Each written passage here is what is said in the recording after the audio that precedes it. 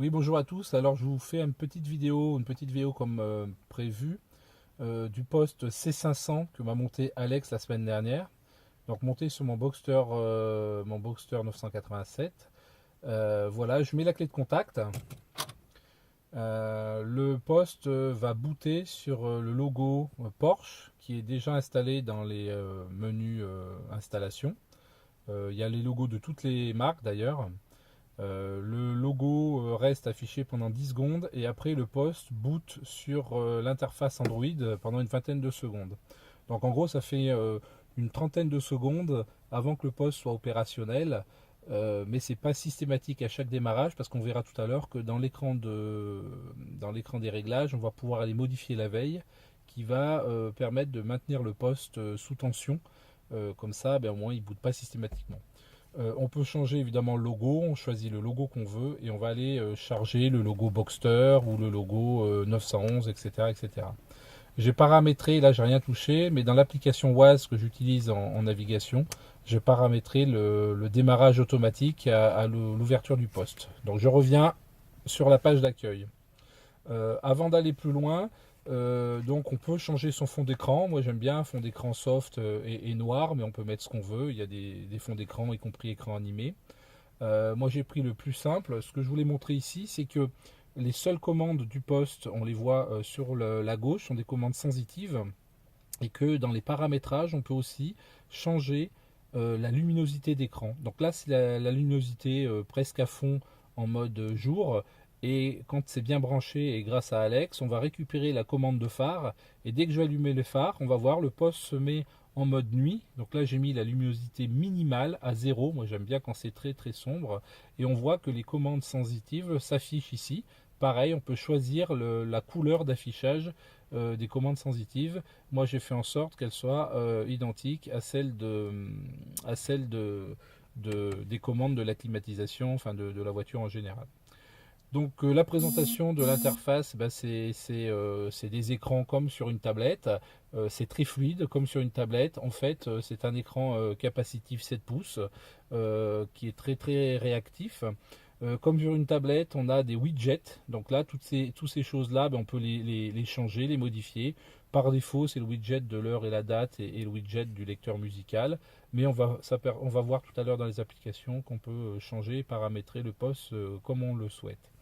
Bah, si on présente déjà les applications par défaut de la radio, donc moi j'ai laissé sur la ligne du bas les applications que j'utilise en fait, hein, qui sont utilisées, et on va pouvoir ici avoir des menus, des renvois sur les fonctionnalités de la radio qu'on peut afficher ou pas afficher, c'est au choix, tout est paramétrable.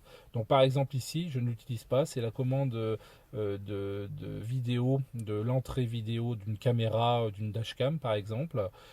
Car info, ça va être les fonctionnalités qu'on va pouvoir aller récupérer. On a un projet possible avec Alex pour aller étudier un peu plus en profondeur ce poste-là. Donc Car Info sur d'autres véhicules va récupérer l'ouverture du coffre, l'ouverture des portes, tout un tas d'informations qu'on n'a pas aujourd'hui sur la Porsche. La fonctionnalité des TV digital, donc là c'est pour avoir avec un tuner TNT que j'ai pas pris en option, bien la TNT sur l'écran, pour moi ça apporte rien. La fonction TPMS, donc là pareil, de manière optionnelle, on va pouvoir prendre un petit boîtier qui va faire remonter les informations de pression et de température de chaque roue avec les capteurs qu'on va aller mettre sur les valves de la voiture. Des fonctions SMS, MMS complètement intégrées au poste en toute autonomie hors téléphone. Tout à l'heure, vous avez vu dans le bas gauche de l'écran qu'on avait la possibilité d'intégrer sa propre carte SIM. Donc avec sa carte SIM, la voiture, enfin le poste est complètement autonome, SMS, MMS, appel. Et une fonction vidéo que je peux activer là. Donc là, il va chercher les films qu'il y a sur la carte mémoire. On va lancer un film, voilà. Et le seul film que j'ai sur cette carte mémoire qui se lance instantanément, c'est très réactif.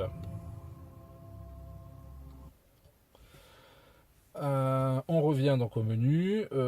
Sur maintenant les fonctions principales qu'on retrouve donc quelle que soit la position de l'écran d'accueil. La fonction de navigation, j'y reviens après, on va faire un petit démo avec Waze. La fonction radio, donc un petit zoom sur la fonction radio. C'est une fonction qui est pas qui est pas des plus sympathiques, je dirais, c'est peut-être un des points négatifs du poste. Alors ça marche très bien, hein, la radio c'est sensible. Là, je suis dans mon sous-sol par exemple, je capte bien les radios. On va mettre en mémoire jusqu'à 18 stations FM, mais comme vous pouvez le voir, il n'y a pas le nom des stations. Donc là, il y a peut-être un petit programme à bricoler. J'ai vu que sur la version du poste précédente, les rois de l'informatique avaient été capables d'aller modifier le firmware et d'aller modifier justement la gestion des stations radio. Bon, il a le RDS, il a le suivi des fréquences en ligne et tout marche bien. C'est pour moi une des fonctionnalités qui n'est pas très géniale sur ce poste-là. La fonction téléphone, comme je viens de le dire, ben, en toute autonomie, on va pouvoir aller en commande vocale ou en commande au clavier, aller chercher, aller appeler des contacts sur la carte SIM de la radio. On a une fonction Bluetooth. Alors ça, c'est, je dirais, la plus importante. Là, il est connecté à mon Xperia. Et bien évidemment, pour faire ces mêmes fonctions de téléphone. Donc là, on est sur l'appel, la carte SIM de mon téléphone, sur mes contacts de téléphone. Et donc, on va du coup passer des appels en Bluetooth. Là, avec le micro qui est intégré ou le micro qui est déporté que Alex m'a monté derrière le volant. Donc ça fonctionne très bien. Et aussi, depuis cette fonctionnalité Bluetooth, on va pouvoir aller chercher la musique qu'il y a sur le téléphone. Autre fonctionnalité, donc c'est l'application musique qui elle permet d'aller chercher ZZ Top déjà, qui elle permet d'aller chercher le lecteur musical via l'interface du poste ou via la clé USB avec la navigation dans les dossiers, dans les sous-dossiers, enfin quelque chose de très simple, de très fluide aussi. Et donc là, pareil, bon, on navigue, c'est très simple.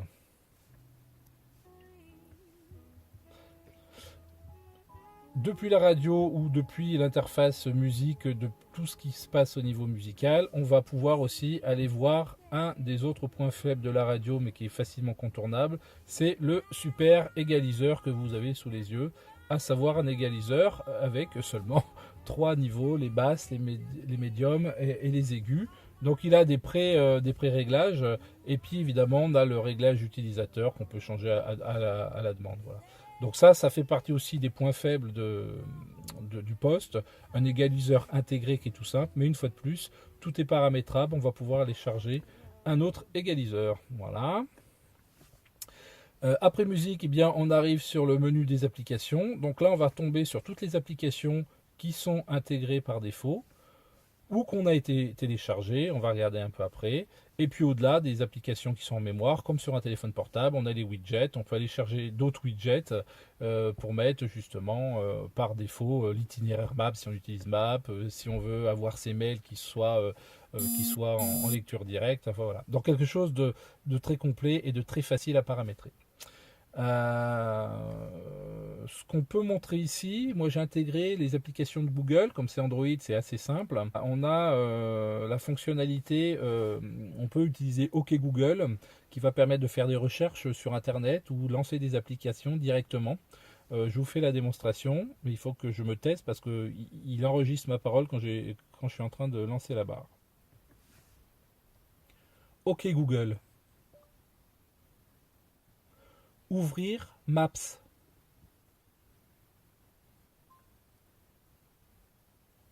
Voilà, donc il est en train de m'ouvrir Maps. Voilà.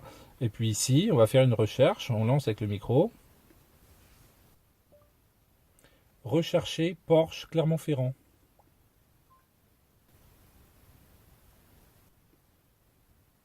Donc il m'a trouvé le centre Porsche de Clermont-Ferrand, etc., etc. Donc c'est hyper sympa. Si on fait un autre essai, hop, ici, pardon.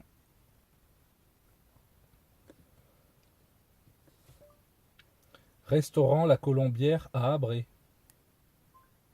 Voici les résultats correspondants. Logis hôtel La Colombière.